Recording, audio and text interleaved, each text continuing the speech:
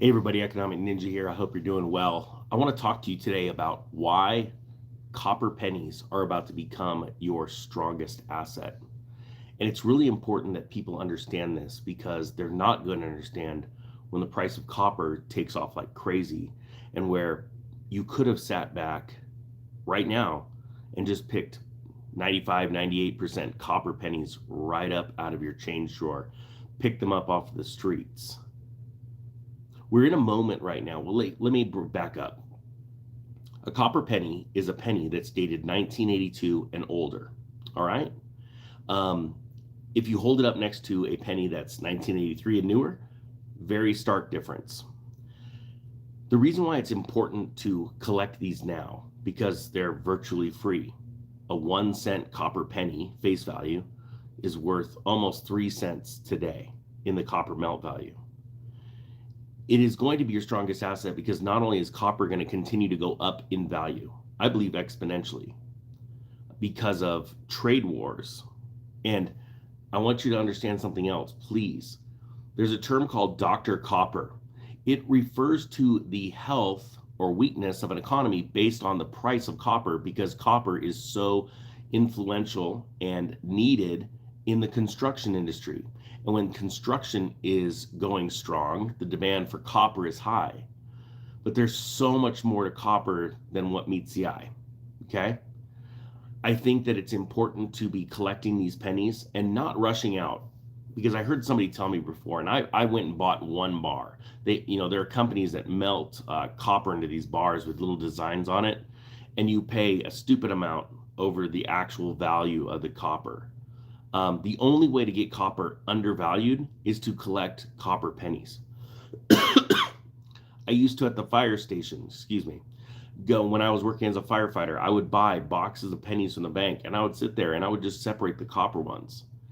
And for a very short period of time, we are still able to do that because the penny is being phased out, where the mint will no longer be making the penny. And then it's only a matter of time, like what happened in Canada, where they just completely delete the penny at all. Totally. The government takes the pennies back.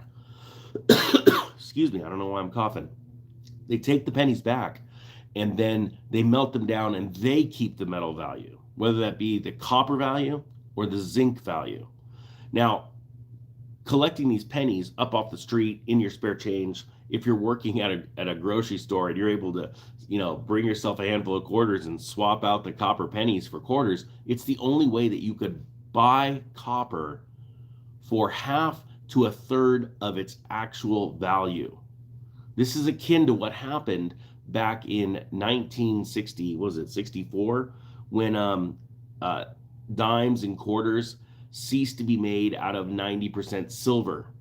My grandfather was a gentleman that owned a hardware store, and he would, from 1964 until the day he died, he was taking the silver quarters and replacing them with the crappy quarters and putting those off into a vault. Became a multi-millionaire because the price of silver went up exponentially since then. But that same thing's coming to copper.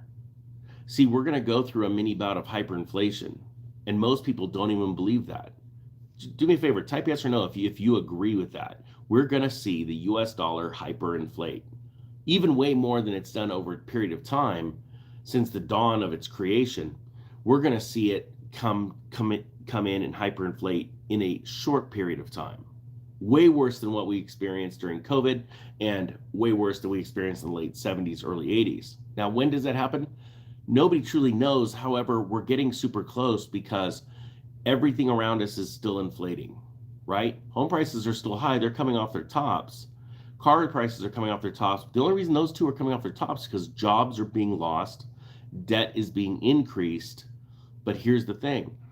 Interest rates are still high for where they've been in the last 15 years, maybe even 20 years. But you have to remember that historically, they're not that high, right? They're pretty average right now. But when the Fed starts to drop rates because of things getting bad, there are certain aspects of our world that are going to hyperinflate. And that's when things get crazy. No matter what administration is running the world or the government, the US government, They will do anything they can to save face in front of their constituents and the people that vote them in, meaning they will print baby print or drill baby drill. Another reason why it's very important for you to realize that copper is going to become your strongest asset is because if you collect copper pennies right now, if you are humble enough to pick up a penny off of the street, that's financial humility. You know, a lot of people do not understand what true humility is. A lot of religious people run around thinking that humility is the same thing as being poor, deciding to be poor, not going after wealth when that wealth could actually not only help themselves more and make their financial position stronger, but also help other people. No, financial humility is picking a penny up off the street. Financial humility is going to the bank and buying a box of pennies and taking the time out of your day, rather instead of doing something that would be really exciting or impressing other people and separating those pennies. I was made fun of like crazy at the fire station when I was sitting there with pennies, and the guys at the fire station that were making fun of me were literally playing video games in the day room. I was a millionaire the day they were making fun of me. They were playing video games. These are facts. I tell the story how they used to play jokes on me and throw spare change at the bottom of my muffler on my old Honda Civic, because I had a Honda Civic because I would keep my F-350 truck, which is an old beat up, but I loved it. I loved my truck. Beat up F-350 diesel 1-ton truck, because I used that for flipping homes, building homes and flipping them. That was my construction rig. But it was too expensive to drive back and forth because I had a 45-minute commute to the fire station. So I bought a Honda Civic. And I would tell the guys how the gas in that vehicle, the savings in fuel, paid for that vehicle. And they would joke around and throw change because they all had these shiny cars. Not one of them owned their vehicle. But I owned my work truck. I owned the Honda Civic. And then they used to make fun of this thing I had, they called the Fieri. We won't even get into that. It's a replica car. But my point being is I would take that change and pick it up off the floor, and I would walk in. I said, do you know what I'm about to do with this? I'm about to turn this into real wealth. I didn't tell them what I'd do. I'd go down to the coin store and I'd buy a silver dime or a silver quarter based on how much change they threw at the joke. Because I wasn't in offense. It was never a joke to me. I knew this to be true. That's true financial humility. If you're willing, no matter how wealthy you are, no matter where you think your status lies financially, you're willing to bend over and pick up change on the street.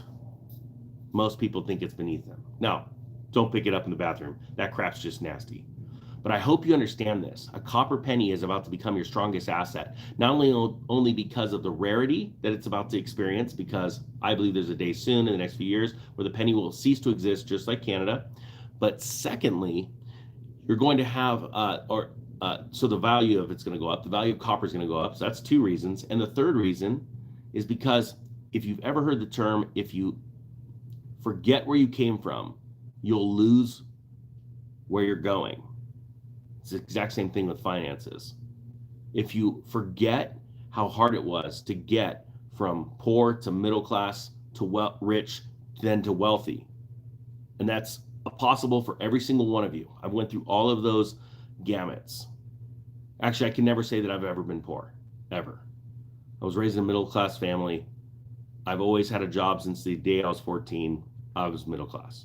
But I went from middle class to rich to wealthy. And wealth is just determined by how long you can work. You can stop working before you have to start working again. You can just keep your lifestyle going. And I used to measure it. I used to say, I have a year's worth of wealth. I've got 5 years worth of wealth. I've now got 20 years worth of wealth. Now I've got 100 years worth of wealth. That is what is going to separate you from everybody else. I hope you got something out of this. The Economic Ninja is out.